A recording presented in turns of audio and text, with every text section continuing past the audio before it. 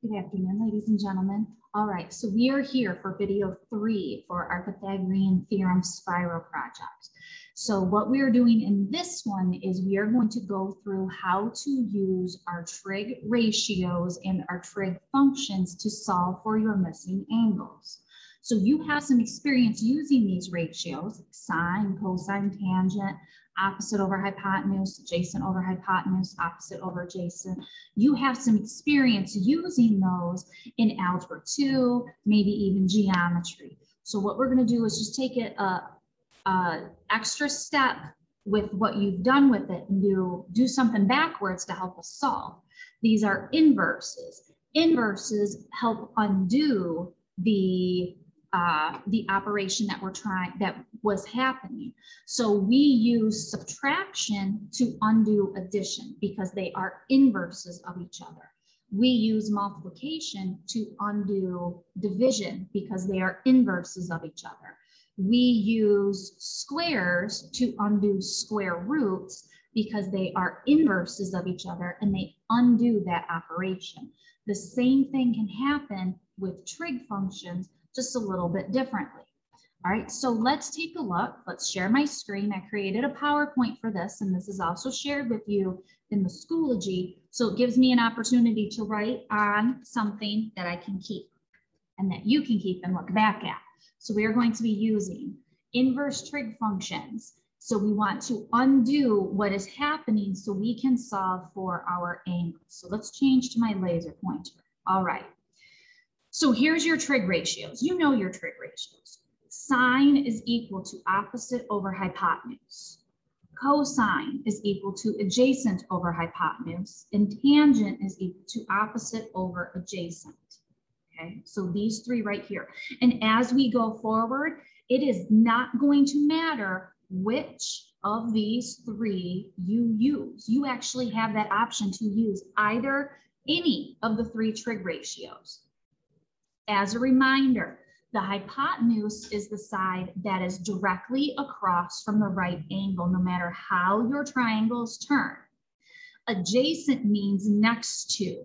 So if this is the angle I'm trying to solve for, it is the leg that is next to it, and the opposite is the one across from it. All right, so let's see what happens. Let's check this out. We know, based on what we just saw, and we're going to look at this with the sine function, that the sine of theta, that is THE, so just in case you're unsure, that is a theta. It's a Greek letter, okay? Theta. The sine of theta is equal to opposite over adjacent. Theta is our angle. Theta is our unknown angle. Theta is our unknown angle. That's what we want to solve for. We want to get theta by itself. That's what we want to do. So we have to think, well, how do we undo the sine? And what it's called is, it's the inverse of sine with this -1 up here. So we do the inverse sine to each side. And what's going to happen is the sine and the inverse of sine make each other cancel out. So what is left is theta is equal to the inverse of sine of the opposite over hypotenuse. And this is what we are going to use here. Okay. If you want to use cosine, then we know that theta will be equal to the inverse of, oops, why did I put an N there? Let's fix that. There we go. We know that the inverse of the cosine will equal adjacent over hypotenuse, and that theta will equal the inverse of tangent for the opposite over hypotenuse.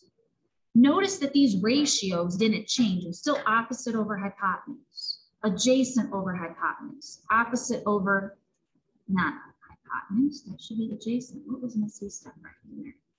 Let's fix that. There we go. Get the right one right in there. Adjacent.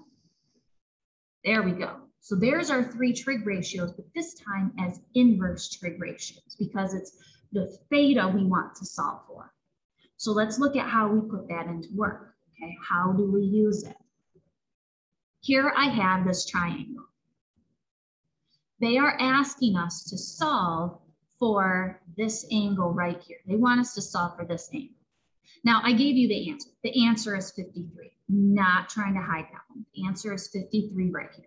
This is the angle that we want to solve for. So let's say I want to use the sine, okay? So the inverse of sine is equal to opposite over hypotenuse, and that's equal to theta. That's just what we saw on the previous screen, and it's theta that we want to solve for. So we have the sine, the inverse of sine. All right, so here's my angle. A little hard to see with the yellow pointer, but the opposite is the leg directly across from it, which is the 24.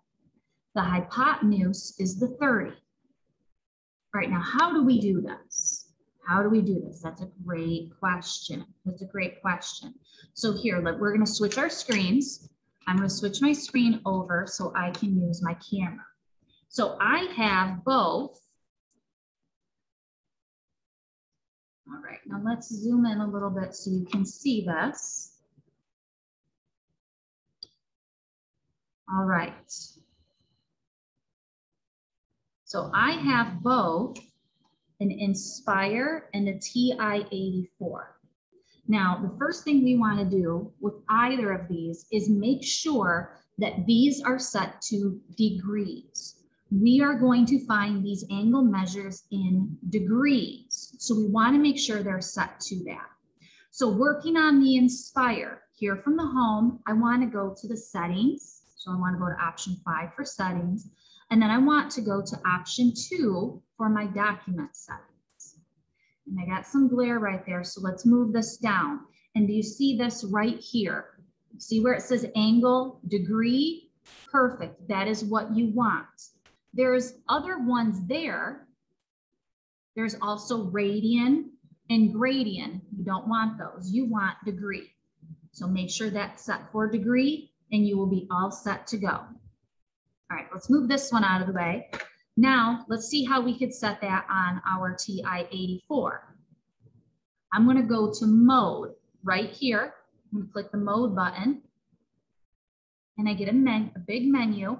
And it is the 1, 2, 3, it looks like 4th, one down.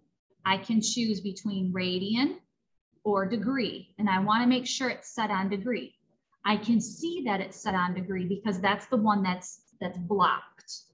Okay, it's in the black. That's the one I want. Okay, if I wanted to set it back to radian, I go to radian, I hit enter. You see where it moved over. Or I can go back to degree, hit enter. That's what you want right there. You want to make sure these are in degrees. It's in degree. All right, so I'm going to quit out of that.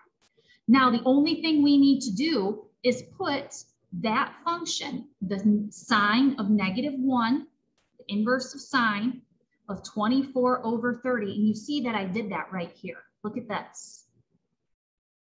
All right, now let's make sure we know where the button is. So I'm going to find the sine button, and I want you to look right above it, right there. See where it says sine of -1? It's right there. All right, now on your Inspire, let's see if we can find it. Turn the calculator on. Put in the document. Oops. Oops. Okay, there we go.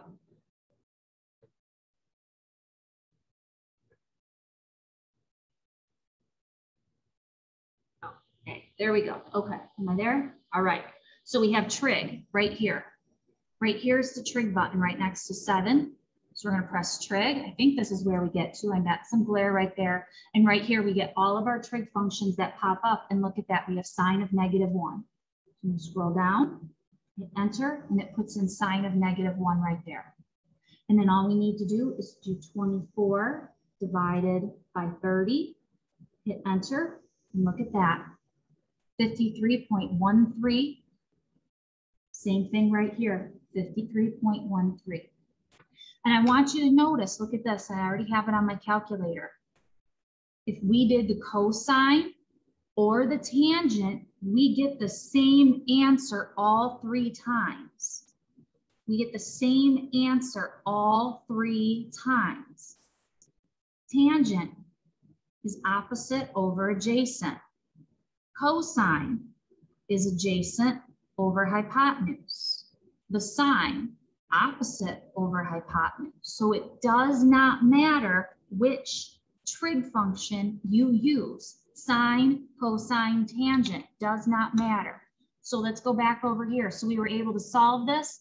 Now the directions, which you don't see here because I only did the picture, but the directions said round it to the nearest angle. So it did say it was 53.1301, so on, so on, so on.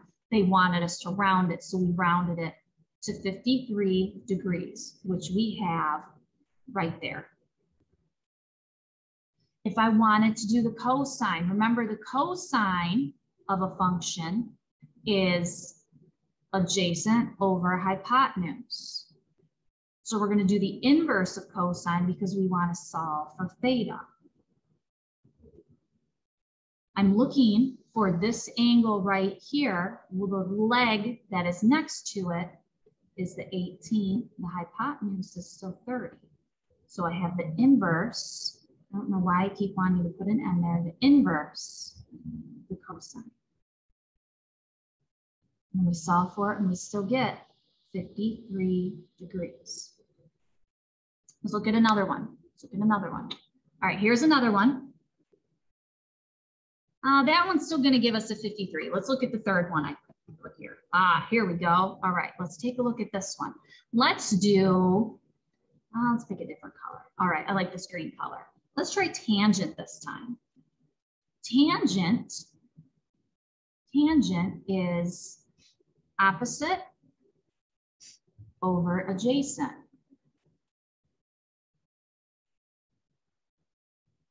So let's take a look. Here's my leg. Opposite is the leg across from it. It's the one that's not touching. So that's 36. The adjacent is the one that is touching, 48. So I know that I want the inverse tangent of this right here. I'm going to put that in the calculator. Let's see what it looks like putting it in the calculator. All right, so here's my calculator. Here's my tangent. There's my tangent, -1. So we have this. I'm going to do 38 over, nope, sorry, 36. Oh, I did 36, yeah. Divided by 48. And what do we end up with? 36.869. We round that and it rounds to, look at this, it rounded to 37 because this was about 36.869. So we know it rounds to 37 degrees. That's what we have right there. If you feel like you want some more practice at these before working on these on your own, on your project, then what I've also done is I included 8 practice problems that look just like what I have here with the answers for you if you want to do a few before you attempt them with your project. Remember, at any point you have any questions, make sure you're writing those down so when I see you in the Zoom, we can get those answered. We want to get them answered as soon as we can because there's going to be times I will not be available to answer all of your questions because I have other groups of students I will need to see. All right, I hope this was helpful. I hope the project is going well, and I will see you in a Zoom very soon. Have a wonderful afternoon.